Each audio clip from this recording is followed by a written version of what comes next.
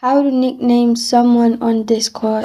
Hi everyone, I'm here to assist you today. Without any delay, let's jump right in. First, open Discord and click on any server you want to change a person's name from.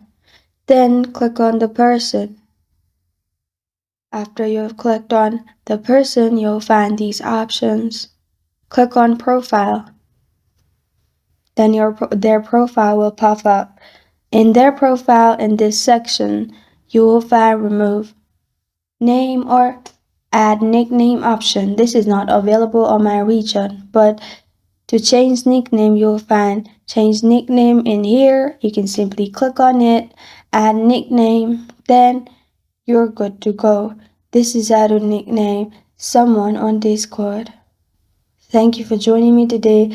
If this video helps you out, please leave a like and subscribe for more. Got a question or want to suggest a topic? Comment below. Thank you for watching.